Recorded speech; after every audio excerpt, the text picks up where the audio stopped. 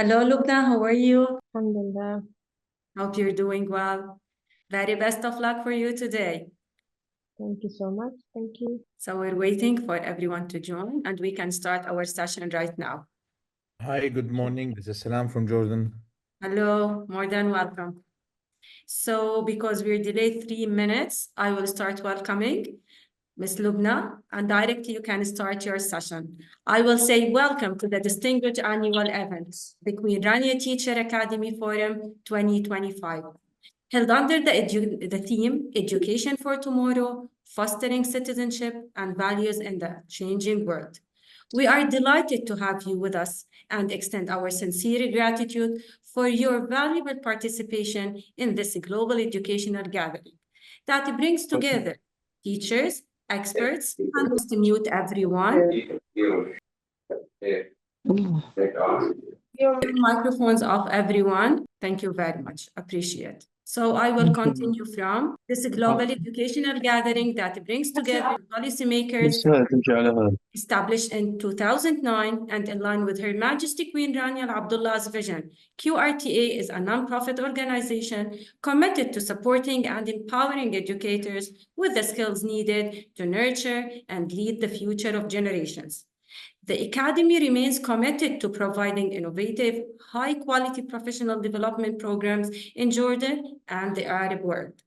The QRTA Forum stands as one of the Academy's most prominent annual initiatives, offering a platform for educators, researchers, and education leaders to exchange experiences, discuss emerging challenges, and inspire meaningful change in education. This year's forum focuses on strengthening citizenship and values through education, featuring key themes such as active citizenship, education for sustainable development, digital citizenship, teaching and learning, and educational leadership. Before today's session begins, we would like to remind you that certificates that you're asking always about it of attendance will be provided, and we invite you to complete the feedback survey shared at the end of the event to help us continue improving our future events. Please allow me to introduce Ms. Lubna Chang, is an accomplished education leader with over 19 years of experience spanning classroom, teaching, and school administration. As a leader at Cambridge Affiliation Institution, she drives initiatives that enhance teaching quality student engagement and professional growth among educators. Holding the NPQH qualification, Lubna brings a future-focused vision grounded in fostering moral values, accountability, and continuous improvement. Welcome, Ms. Lubna. The floor is all yours. Your microphone is mute. Please unmute your microphone, my dear. Ms. Lubna? Yes, Thank amazing. you. Yes. Okay. Thank you, Summer. It's finally great to put a face to that pretty voice of yours that had been, in touch with me from some. So thank you, everyone. And it's a privilege to be part of this very important discussion on cultivating citizenship and values in the changing world. It's a topic that's very close to my heart and something I strive to instill in my students. Basically, teaching them to be good human beings online is just as important to like brushing their teeth. So welcome everyone. I'm Deputy Head of Middle School at PISJES. This is in Jeddah, Saudi Arabia. So today we'll be discussing how we can empower our students to become ethical digital citizens. So in other words, helping them to navigate digital world without accidentally going viral for the wrong reasons. So I hope you can see my screen. Okay. So just a little bit about me. I just wanted to show a little bit like a timeline. This picture over here shows an old Jeddah beach. I remember this because this is where I got lost for more than 3 hours when I was just 4 year old. So this is how long I've been living in Jeddah all my life, a place very close to my heart. And I promise never to wander off again. My background is in computer science, in which I hold a degree. Though, fun fact, I cried my eyes out while studying calculus. I've spent over around 19 years in the field of education. And just to be clear, I started right after my graduation, so I'm not that old. So this is when I discovered how much joy and excitement teaching brought me. So this picture is just a picture of my early classroom when I was in 2013. So this really started to shape my career as well as my patience level. In 2017, I was promoted to be the deputy head, marking my transition into educational leadership. So a new chapter filled with learning, challenges, and growth. And when you talk about challenges, what bigger challenge do we have than COVID pandemic, when we had to reimagine virtual learning and create engaging extracurricular opportunities. So it's not that clear here, but this was when we wanted to have we had actually a very successful quiz competition online. So and one of the most famous phrases of the year was "You're on mute," just like it happened now. So in 2022, I decided to step back to strengthen my leadership foundation, and that's when I pursued and completed National Professional Qualification for Headship, or NPQH, in 2024. So this experience transformed my leadership philosophy, giving me deeper insight, wisdom, and confidence. So today I'm proud to serve once again as a deputy head of middle school at PISJES, where I continue to lead with purpose. I'm passionate about using technology to enhance teaching and learning and helping students develop critical thinking.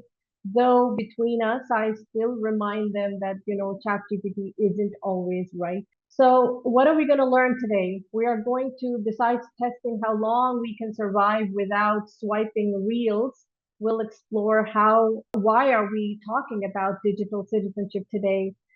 Because, just Google it is actually not a life skill. It's digital wisdom. So what are we talking about? This is very important. The art of being kind, smart, and safe online, all at the same time. We're going to talk about practical strategies for fostering digital citizenship, and we're going to discuss simple classroom tested ways to make students think before they click.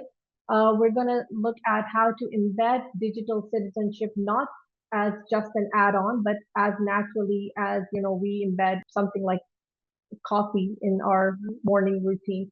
So we're going to look at I'm going to share some of the useful resources because, let's face it, who does not like freebies? So I'd like to start by getting sense of what this term, digital citizenship, actually means to all of you. So what I want you to do is take a moment to think of one word that comes to your mind when you hear the word digital citizenship. Now, I will share here. I know some of you are on your mobile phone. So what I'm going to do is I'm going to also share link sure. in the chat box. You can look at the chat box. For sure. And I will share my link here where you can actually go and respond. So we're going to see, and I will share, I want to see when You can share it also directly via the chat box, Lubna, but I will help you regarding that. Don't worry. No, I have shared the link via chat box. Click on the link if you cannot access the QR code. So let's see what comes to your mind. There's no wrong answer. Just don't share your Wi-Fi passwords. But other than that, it's always any answer can be the right answer. I will also now share the screen. I will share the screen to see the word cloud that is made. Let's look at the word. Let me share the screen so we can see what is it that, all right. So I can see that the answers have started coming in. Brilliant answers. So we have, yes, responsibility is huge. That means most of you consider digital citizenship as, the first word that comes to your mind is responsibility. It's very, very right. Technology, again, globalization, I can see responsibility, ethics, protect information, stay safe, respect, very good. But again, the biggest, you can see that the biggest word I can see is responsibility, and it's constant. Kindness is one of them, very good. Awareness, wonderful, brilliant input I'm getting from all the participants. Amazing. So this tells me that this is a very informed audience that I'm having today, and it's wonderful to actually know this. I'm just gonna wait a bit, and then I'm gonna go back to the presentation. Thank you so much for all your input. Amazing. I can still see responsibility as the biggest word in the word cloud. This means that most of you consider this a crucial part of the digital citizenship. So I'll go back now to the presentation. All right.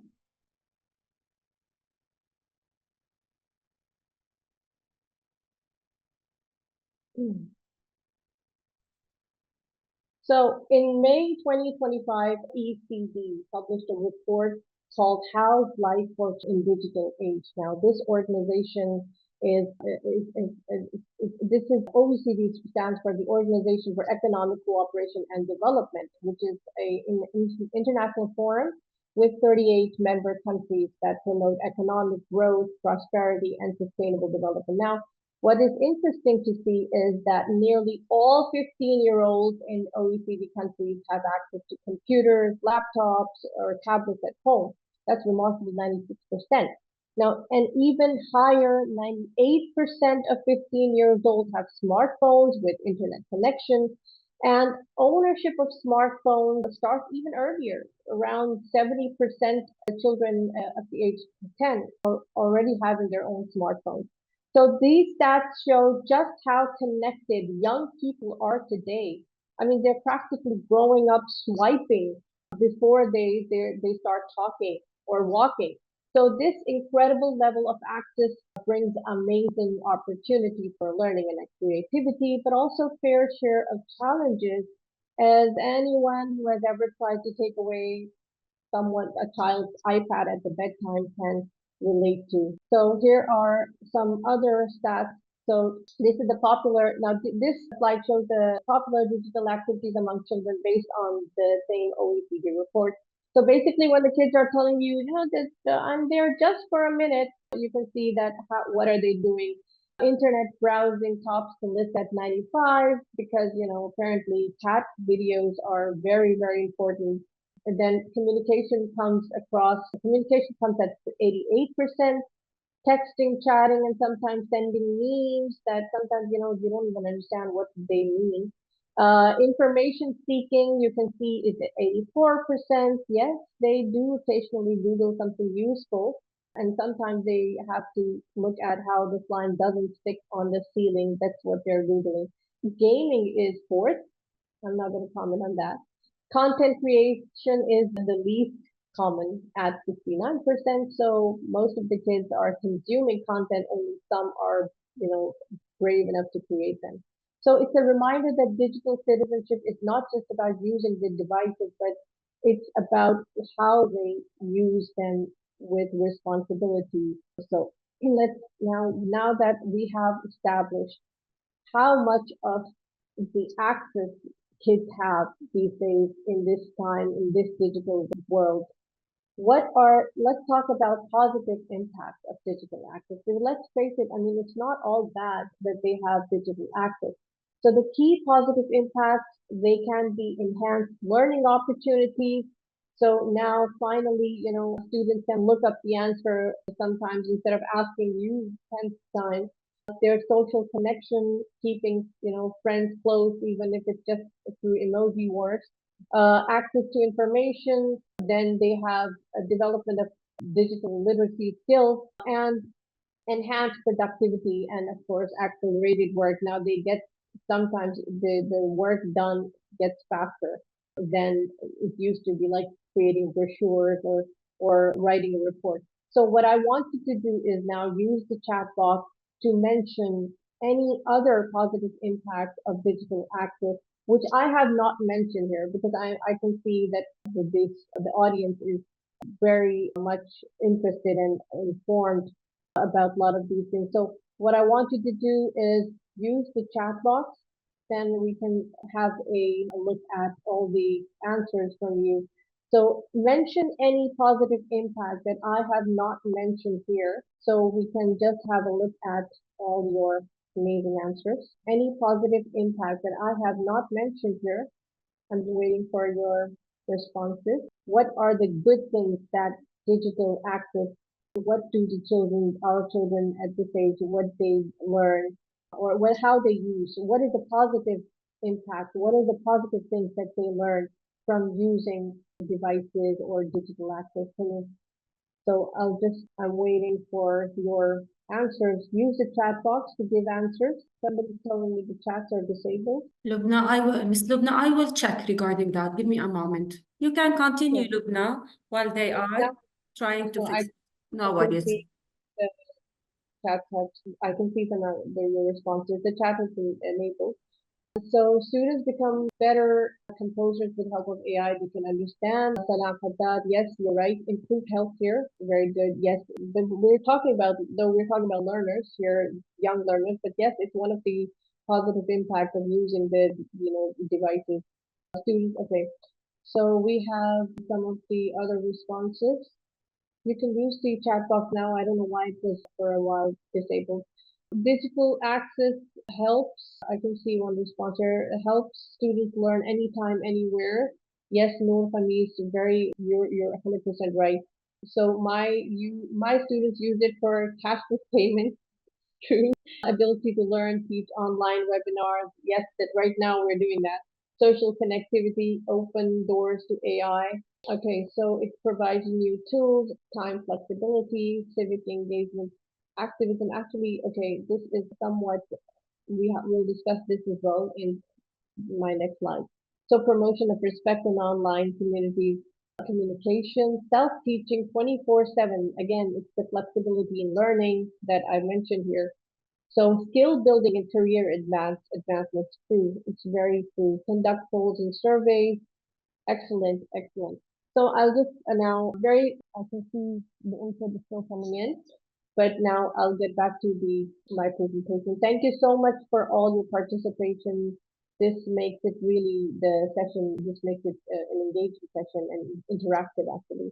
So let's continue now now that we have mentioned some of the positive impacts. We also have we have also risks and challenges when we talk about online access. So some of these are cyberbullying, which is a serious issue, can have a significant emotional and psychological impact on the victims. So they need to know when to block, report, or just walk away. Online grooming is one of the tactics used by predators to exploit and manipulate young people. Persuasive sticky design. This is something that many apps and platforms use to capture attention and encourage prolonged use.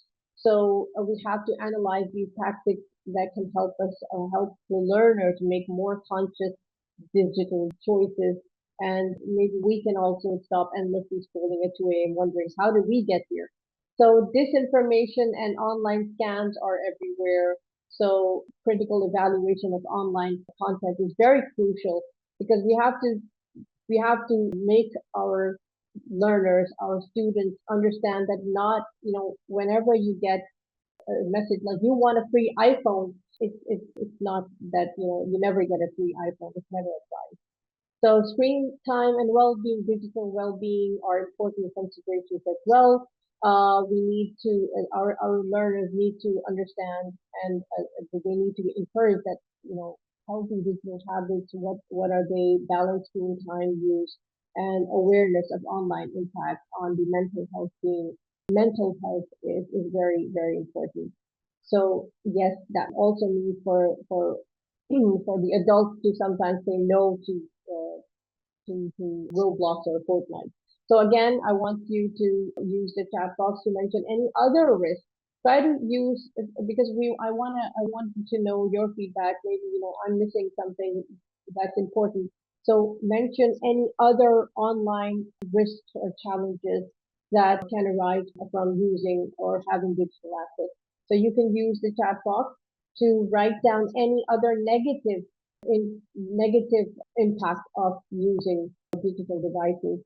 So already I can see your input. Doxing, this is very important term, doxing, Asma Bukhari, I'm not sure if I'm saying it right. I guess doxing is this was a term actually I did not know until recently that what it actually means. I'll be talking about it as well. So it helps, okay, so social impact, the wastage of time. Yes, if it's, again, screen time and well-being, we have to understand, we have to make our learners understand the balanced screen time, how important it is to make them understand that what is the way to manage the screen time. Authentication of information. Again, it's misinformation or disinformation. Distraction or multitasking. Multitasking is not that bad, but yes, distraction is. Addiction to devices. Yes, exactly. This is one very common risk and challenge. Psychological impact. Yes, reduced focus and attention span. Very, very, this is on the spot. Martial, reduced focus and attention span is one of the impact that we as educators are also feeling. Dependability, less productivity since they're using AI now to get ideas and projects. Yes, I mean, thank you for this input. Sleep deprivation, sleep problems, safety is one of the challenges. Yes, social and emotional challenges. Okay, thank you so much for all your input. I can see still a lot of you are reduced physical activity. Yes, excellent, brilliant answers I'm getting. Thank you all for your feedback, your input. It really makes this workshop more interesting and interactive. So now that we have established that how much of access our young learners have, we now know what are the positive impacts, what are the negative impacts. So what is actually the digital citizenship? Let's look at the definition of digital citizenship. So as per the Department of Education and UKCIS or UK Council for Internet Safety, digital citizenship is the knowledge, skills, and values that enable young learners to thrive as confident, safe, and responsible users of technology. So basically, it's not just about teaching tech skills, but also developing an understanding of the ethical and social implications of the technology use. So this is very important that we're going to be focusing on now. How do we teach our young learners or our learners about how do we teach them digital citizenship? So for this, the UK Council for Internet Safety or UKCIS have devised a framework. So UKCIS is actually a collaborative forum which is comprised of the UK Department of Education, the Home Office, and the Department of Science, Innovation and Technology. So this is called the Education for a Connected World. I'll be sharing the link in the end, towards the end of the presentation, so you can also read it. It's a very comprehensive document that gives it's a framework designed for anyone working with children and young people, and it helps us teach how to live safely, responsibly, and confidently in digital world. So there are 8 key areas it focuses on. So the self-image and identity, understanding digital persons, copyright and ownership, privacy and security, how to protect our personal data, health and well-being, online relationships, what are the healthy connections and unhealthy connections, online reputation, managing digital footprints, online bullying, and managing information. So the aim is to move beyond just warnings, but it's about empowering learners, building resilience, and shaping positive digital cultures. And schools and educators can actually use this framework to design a strong curriculum. They can use it to check and improve what they already do, and they can use it to coordinate teaching across subjects, engage parents and the wider community. They can use it to train staff as well. So it's like Ms. Lubna, sorry to interrupt you, but please a bit louder your voice, as some of in the chat box mentioned that it's not very clear. So we would like you just to a bit louder, please. Thank you. Sure. Thank you. Okay. They are enjoying your workshop. Okay. Thank you so much. These are the key areas where, key areas of digital citizenship that we're going to be focusing on. Now that I've mentioned these 8 key areas, what I want you to do, let's take a poll and we can again share the link as well. I want you to respond that which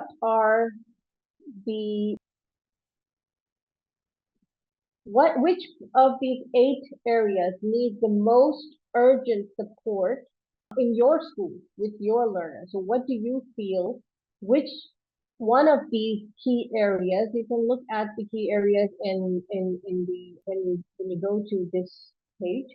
I'll paste the link so that if the QR code is not working, you can actually go and click on the link that I've shared in the chat box. Click the link on the chat box, and I want you to respond to which one of these 8 areas need the most urgent support with your learners in your school. So let me share the poll screen. So let's see what is the result of the poll to see okay, so I can see that the results are coming in. So most of you have 25% are saying the key challenge in their school is privacy and security. I can see fluctuation in managing online information. It's one of the highest. Health, okay, well-being and lifestyle. Yes. Online bullying is also at 11%. I'll just wait for everyone to respond so that we can get a good number. You can get the actual results. So the highest, I believe, is health, well-being, and lifestyle, and there's a competition between managing online information, which is also 23%. It's fluctuating, although, but yes, I can see that the 2 key areas are health, well-being, and lifestyle, and managing online information. These are the 2 areas that are our learners, or the learners at your school, it seems that they are facing these challenges. Thank you so much for everyone to respond, to give their feedback. It makes this workshop more interesting and to make it interactive. Thank you so much for your feedback. So now that I've mentioned 8 key areas as per given by the Education for a Connected World framework. Now I'll just focus here 4 of these key areas. Now what this framework has actually done, it has divided the group age, divided the key areas as per the different age groups. So what I have done is to make it, just for a better understanding, divided into 3 key focus areas or focused age groups. That's primary, from 4 to 11, then secondary, and then high school level. So now the 4 key areas that I'm going to discuss about, because of the time limitation, I don't want to discuss all 8 areas, but I'm going to focus on 4 of these major key areas. It's self-image and identity, online relationship, and online bullying, privacy and security. So these 4 key areas we're going to talk about today. Let's first of all start with primary level focus. So what this actually framework tells us that what should be taught at this, primary level primary age group level, what should we teach them? So when you talk about self-image and identity, children need to understand what identity means, and that people may present themselves differently online versus offline. So they need to learn about positive online interactions and spotting when someone might be pretending, because not everyone with a cat profile picture is actually a cat lover, even a cat, as opposed to what they believe. Then when you look at online relationships, the focus is on learning safe ways to communicate online and the importance of asking a trusted adult before sharing personal details. And yes, even if your new friend says, they are prince in disguise, they actually are not. So, for example, we can, Ali receives a message from a gamer, says that they are his age and asks for his home address to send him a gift What do we tell Ali? We tell them, Ali, you need to know that sharing personal information online is unsafe and they should always tell a trusted adult before responding to such messages. When you talk about online bullying, the objectives include understanding that unkind behavior online can hurt others and knowing how to block, report, and tell a trusted adult. So basically, it's teaching kids that being mean online is still mean, even if you cannot see the other person's face turning red for that matter. So privacy and security, in privacy and security, children need to learn what are the password rules and why privacy matters and how devices apps may collect personal information because 1, 2, 3, 4, 5 is not a password even if it's really easy to remember. They need to understand this. So coming to the secondary level focus group, this targets from age 11 to 14 as per the Education for a Connected World framework.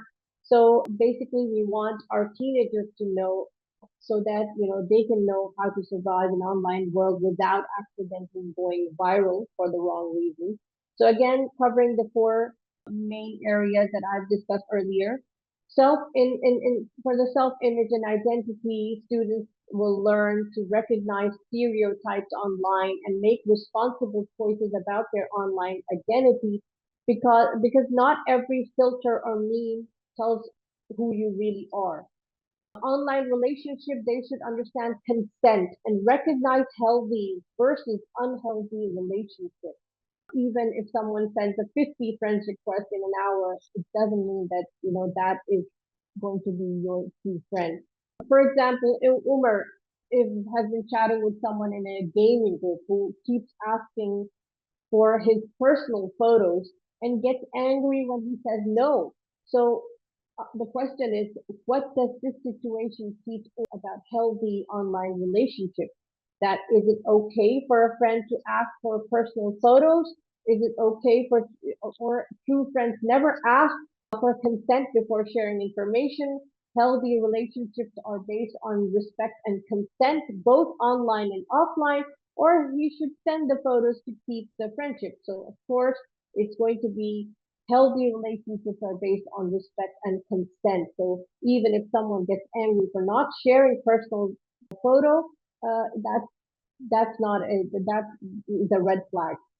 And when you talk about online bullying, they need to recognize different forms and learn laws and intervention strategies. Basically, how to fight cyber meaning or meaning or bullies without losing their sense of humor. So, for example, a group of students make private chats to share edited picture of a classmate to mock them. So Lena, who is in this group, feels uncomfortable. She needs to understand how to take positive action by reporting such behavior and leave this harmful online space. When you talk about privacy and security, students need to learn about malware, cookies, and data protection because not every cookie is a chocolate chip cookie, but actually some hackers are sneaking, information, taking information from them. These are the objectives to provide a comprehensive framework to ensure that our teenagers are prepared to navigate the digital world safely and responsibly. So now coming to the senior level, 14 to 18, the areas, again, I will include the same areas. Students, they need to know, they will critically evaluate online portrayals of identity. When you talk about online relationships, they will explore global digital communities and activism and debate, freedom of expressions versus legal accountability. Because, apparently I was just joking, it doesn't always work in a court if they go to court tomorrow. So online bullying, they will assess extreme forms like doxing and hate speech and learn strategies for positive change in online communities. So, for example, a video of student mistakes goes viral and people start posting hateful comments and revealing personal details. So they need to know and they need to recognize extreme online harms like doxing and hate speech, and they need to understand, how to promote positive digital communities.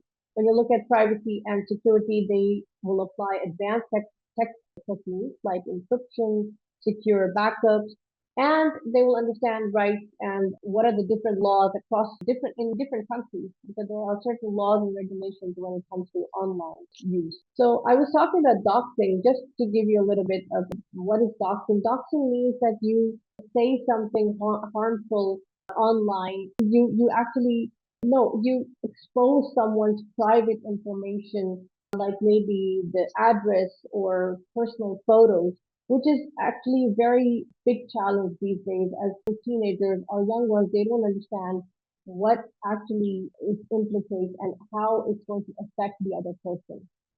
And it's sometimes in some countries, it's a very serious offense as well. So what is it that we need to consider when we are teaching kids about this? That we need to empower them with focus on some key areas. So building resilience and empathy is crucial. We need to equip learners to navigate online challenges safely and understand diverse perspectives. So basically teaching kids that just because someone types in all caps doesn't mean that they're always right, or doesn't mean they're angry at them as well, personally. So we need to promote critical thinking, teaching learners to analyze online information, identify misinformation, and make informed choices about their content they consume and share. So, in other words, helping them figure out that 10 ways to grow wings overnight is probably a fake news. Encouraging responsible communication is the key, guiding learners to communicate respectfully and constructively across digital platforms. So understanding the impact of their words and actions. So think of it as teaching them that emojis can be powerful, but poorly placed emojis can certainly create a drama. As educators, it's very important and crucial that we model positive digital behavior, demonstrating ethical digital habits, responsible use of technology, and balanced approach to online engagement. So setting the right example, even if we sometimes still struggle with reply all or accidentally sending wrong GIF in a group. So rather than simply listing prohibited behaviors, effective online safety education helps learners make informed decisions about risk, because telling someone don't do it, it doesn't work, especially online. So this approach builds resilience and adaptability as technology evolves. So what are the risks? They need to learn the risk assessment. So they need to have risk assessment skills. Now, there are 4 types of risk assessment, risks that they might face. One is self-generated risk, where actions that might compromise personal information, personal safety, privacy, future opportunities through poor digital choices. So basically, they need to know that they don't post their home address and questionable dance videos that they will later on regret. External risks include threats from others, including cyberbullying, grooming, scams. So not everyone who offers free pizza online is actually giving away pizza. So when you talk about reputational risk, understanding how digital footprints can impact future education, employment, and relationships. So your old memes or selfies or even posts can sometimes, come to haunt you later on. So they can be like your digital ghost. So positive risk taking, the learners need to understand what they need to distinguish between harmful risks and positive challenges that support learning and growth. For example, students post a well-researched video on a school blog. So sharing opinions respectfully. So this is the right kind of digital risk that students can take, and this actually can earn confidence points instead of any shameful internet thing. So what, as educators, what are the that you can use in your classroom? So these are some of the strategies that a teacher can use in the classroom whenever something like some form of way this kind of interaction comes up. So for example, role play scenario. This is for the age group 4 to 7. So this is basically mostly for primary students. For example, a teacher pretends to be a stranger, and the child practices saying they need to ask their teacher or parent. So another way is the fact-checking relay for high school students, where the teams verify news headlines and determine if they're misinformation or disinformation. I'll be sharing one resource for this as well at the end, so which is very useful if you want to use this strategy. Then the other is reporting simulation. This is actually for the secondary level that involve the teacher showing fake bullying methods, and the learners can demonstrate how to report and block this bullying message.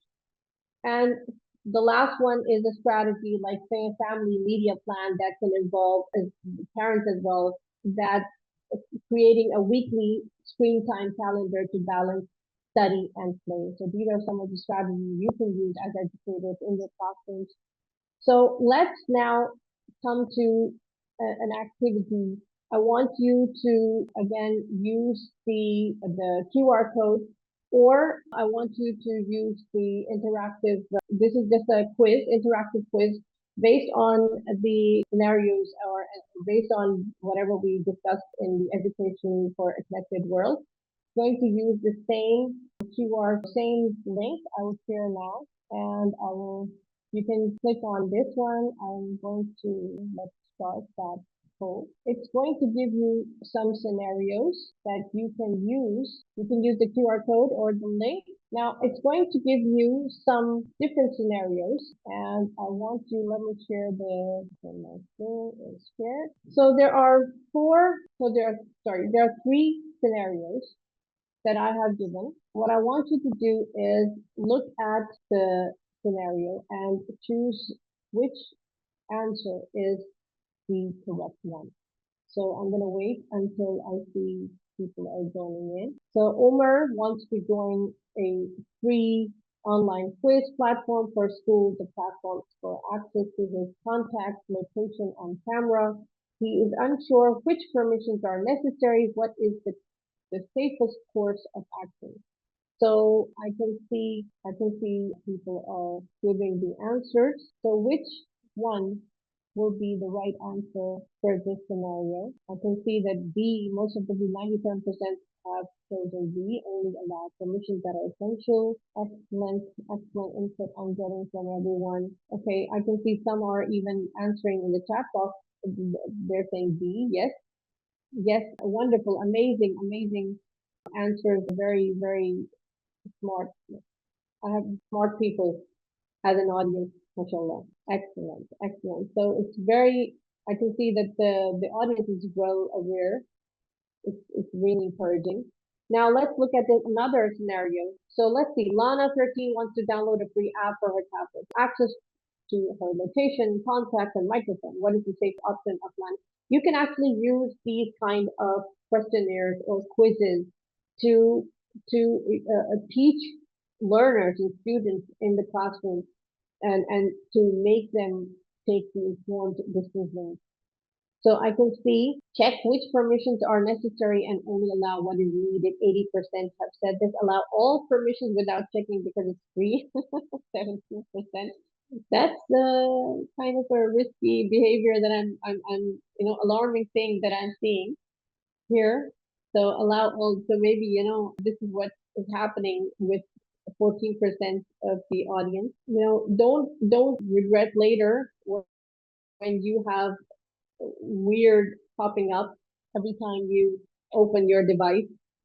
This happens actually. Excellent. So 88% says A, check which permissions are necessary, only allow what is needed. It's very important. Even sometimes we do the same thing, that we don't look at what permissions are, what is the permission, or what are the access required, and we just say give access to all. So we have to be careful as well. This 8% needs to be more careful. Let's look at the third one, the last one. Sam 15 spends 6 to 7 hours daily on social media and gaming, often staying up late, feels tired, stressed, sometimes skips meals. Which strategy would best help Sam maintain healthy digital habits? Okay, excellent. I can see that 91% says A, set daily limits for screen time, take regular breaks, maintain sleep schedule, and schedule offline. Very good, excellent. Thank you so much for your feedback, and it's really wonderful seeing everyone's input here. I will quickly now go back to my presentation so that we finish up in time. I don't want to take your... So one of the other strategy is think framework. So this is very crucial that we need to, whenever, we need to make our children understand and to make them understand this strategy. This is called think. Is it true? Is it helpful? Is it inspiring? Is it necessary? Is it kind? So before the learners post anything, they need to know that is the information or is the post that they're going to be, or the message they're going to be posting, is it really falling in these categories? True, helpful, inspiring? Is it going to inspire someone or actually bring them down? Is it really necessary to say something when you don't want to? And is it time? So this is very crucial and important way of teaching them about digital ethics. Another one is very basic: pause before thinking, pause before. So what you do is learners, they need to learn to pause and reflect before sharing content. So, for example, someone is feeling upset about their favorite football team being criticized. They get to urge, they get the urge to respond with an unkind comment. So they need to pause and take a deep breath before replying. So thinking about whether the words will hurt someone, if it's the kind of post you'd want your partner or teacher to see, if the comment will really solve the problem or worsen the problem. So this is a very good strategy they need to know. So now let's look at a little exercise of practice teaching. We've discussed some of the strategies, we discussed some of them great. So let's have this Padlet exercise. So I'll share the link. You can use the QR code, but I'll share the link as well in the chat of this Padlet. Okay. So here is the link to the Padlet. You can use this Padlet to give your feedback, and or you can use the QR code. I'll share the screen of Padlet in the meantime. Click on the Padlet link. So the Padlet says, what I have given a scenario is, peers in the group chat begin sharing memes that target and mock our learners. So how would you guide your students to deal with this scenario? What would you do you can post something on the Padlet, click on the plus button and share the message here, that what would you do to guide your students to deal with this scenario if there is a group chat sharing memes that target and mock other learners? So what would you do? Okay, so I don't know if, I don't see any answers coming here. Okay, I can see some of you have started answering in the chat. Support the one bullying. Speak up, tell your parents. Excellent. I would guide students to use the think tool. Very good. Speak up. Yes, it's very important that they need to report. They need to block. They need to report. Okay, I can see confronting them. Confronting them. No, that's not actually what I would recommend. Okay, so we have now some answers coming up in the Padlet. Be kind and respectful. Okay, would ask them to ignore and try to deal with the belief either by talking to the parents or lecturing them. Provide guidelines, what's wrong and why it matters. Talk to them individually. Report. Report is very important. Let them reflect on their behavior and its impact on their well-being. Speak up or report. Okay, yes. If you're in a group chat, you can say something like, hey, I don't think it's cool to make fun of others. Let's keep the space respectful. Students should be reminded that everyone learns differently. They should report it and ignore it. Thank you so much for your input. I'm going to go back to the presentation. Thank you, for all your thoughts, for all your inputs. So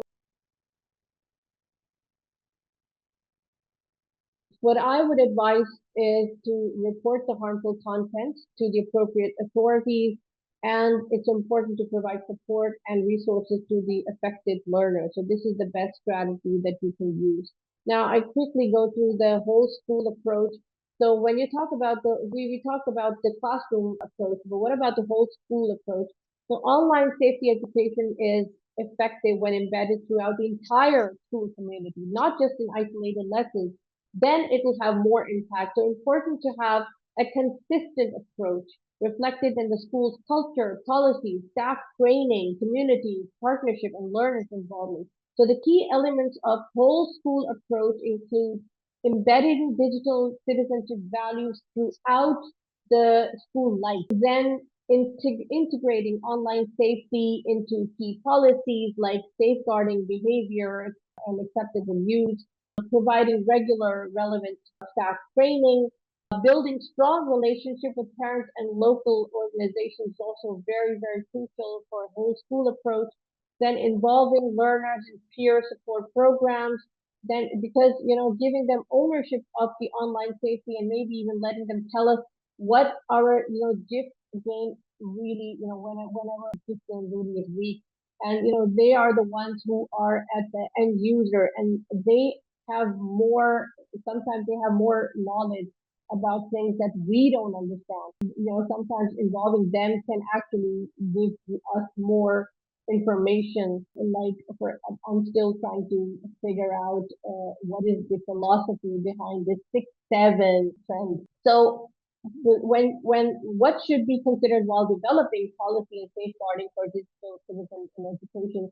So regulatory framework is crucial when it's very crucial because while reporting mechanisms should be very clear. So learners feel comfortable raising concerns, basically making sure students know they can speak up without the fear of getting sent to the principal. And digital literacy education empowers learners to be safe and responsible, and providing guidance to parents and caregivers is also very important because it's and most of the times in many schools where they are using these devices anyway. So it's very important the parents should know what is actually going on with the digital world. Ensuring learners participate in the digital policy design. This is also very important because after all, who better to tell us what's trending than others? They're the ones who are creating the memes in the first place. So, they are so informed. And just to let you know that, Skibidi Toilet Alpha Rizzler is not a compliment when you call that. So what do? We have the school policymakers should embed the digital citizenship across the curriculum, building a real life connections to it, integrating it in the cross curricular way, different collaborative projects. And spiritual connection is also very important. Sometimes, when you're talking about kindness, when you're talking about using, a responsible approach, you can integrate, you can take a teaching moment to actually use, this to talk about digital ethical citizenship as well. So what are the actions that we're going to take now after this? So the key steps for taking action on digital citizenship is assess your school's current practices. You can use the A-STRAND framework to do this. Provide professional development for the staff, engage parents, and monitor the impact of your efforts. So digital citizenship is not about avoiding harm, but also empowering learners to make informed choices as well. So how do we implement the digital citizenship? Now, using the Educational Endowment Foundation's implementation guide, I've devised 4 phases that you can use. You can use your own way, but this is just a suggestion that I put forth, that you have 4 phases of implementation that explore, prepare, deliver, and sustain. So when you talk about explore, you can audit the current provisions, collect staff and data, student input, and align leadership to define priorities. Then in prepare, you have to build readiness by prioritizing focus areas, planning staff CPD, creating parental materials. And in deliver, this is where the magic happens, consistent implementation through PD, teachers CPD, engaging student activities like fact-checking, parents workshops, then in sustain, embedding, and refining practices long term. So that to make sure that it sticks around longer than the latest viral meme does. So this is the last exercise, that action planning exercise. I want you to look at, this is just a kind of a case study, a very brief case study. You can look at the graph, okay, and if this were your school context, what two priority actions would you recommend to the governors? Now, think of yourself as the member of the leadership. What are the two priority action plans that you will give to the board, suggest to the board of governors to do? So I will paste the Padlet. I'll paste the Padlet over here in the chat box for everyone who cannot access the QR code. I want you to use this Padlet to give two action plans, two priority actions that you would take to recommend, that you can use to, recommend to the board of governors. So I'll just share the screen to go to the Padlet.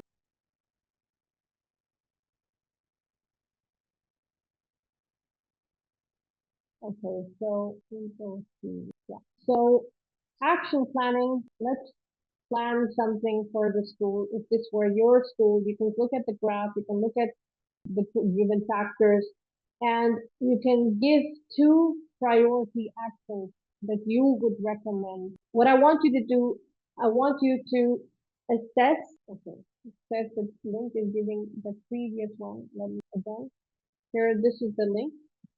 Now you can use it. Maybe I accidentally gave the previous one. Okay. So I can see that answers coming in. What two actions? Assess the graph. Look at the factors. 20% students are reporting online bullying. 60% staff feels untrained. 70% parents unaware of the issues. 50% students unaware of cyberbullying consequences. 40% students, they don't know who to report to. So looking at all this, what are the two actions that you would take, that you would recommend to the board of governors? What should you do? Conduct according to new challenges. I can see Grateful Oyster giving this feedback. Okay, so let's look at the responses. Staff training. Yes, unless the staff doesn't know how to deal with the digital citizens, the challenges online, how will they teach their the learners? Okay, awareness amongst the parents and children. Conduct parent awareness session. Yes, excellent answer. Staff training, awareness of cyberbullying consequences. So here it's very evident that the children don't know the consequences of the online cyberbullying. Staff training, student being unaware. Yes, it's very important to make them aware of the bullying campaigns to cover the behavior and legal consequences. So it's very important that we have a campaign, awareness campaign across the school. Very good answer, Sama. I think I'm going to stop here because the time's almost up. Let me go back to sharing the screen, the presentation. Thank you so much, everyone, for your input, for your feedback. So these are some of the useful resources. I'm going to give the links of all these resources in the chat box, which you can actually go and look at. These are very useful resources, whether you're a teacher, whether you're in a leadership role, but the resources are excellent to teach digital citizenship. I've put the link in the chat for you. Some of them, this is The Internet Legend is an excellent resource by Google. There are some stories for a primary level that digital ethics to very young ones, like at the primary age. ChildNet is an excellent, has excellent resource like posters for awareness and campaign across the school. So these are the resources I've shared. You can find other very useful resources online as well. So thank you, everyone. I think that's it for me. Thank you, Ms. Lubna. Amazing workshop. It is really a beneficial workshop that offers many insightful and valuable insights, let's say, and also very practical strategies. We'll open the floor because we still have around 5 to 10 minutes. We'll open the floor for any questions and reflections. We'll take the first 3 raises their hands because of the limit of the time. Kindly excuse us. Let us see who wants to ask any question before we finalize this workshop. Let us see. Please raise your hand and we'll take the first 3. Is there anyone want to ask any question to Ms. Lubna? You can send the question via chat box and you can also unmute your microphone. Everyone is telling you, Ms. Lubna, that it's a great workshop. Thank you very much. And we really appreciate all your hard work to present this workshop. Thank you so much, everyone. I really appreciate That's your- amazing. And I will say, yeah, as what a powerful insight when you said digital citizenship is not just about keeping learners safe online, but it is about empowering them to think critically and ethically and contribute positively in the digital world through education, empathy, and awareness across the whole school community. As we conclude this inspiring workshop at the Queen Rania Teacher Academy Forum 2025, we extend our heartfelt appreciation to all of you, really to all participants, for your active engagement and insightful contribution. We hope this experience has enriched your perspectives and equipped you with ideas and tools to foster values-based education in your schools and communities. For sure, you will receive your certificate of attendance via email soon, and we kindly encourage you to complete the feedback survey to help us enhance our future events. Thank you once again, and enjoy the rest of our forum. Thank you, Ms. Lubna, once again. Really appreciate your amazing workshop. Thank you so much. Thank you. Thank you. Everyone, thank you so much for your feedback, your insights. Thank you so much. Thank you.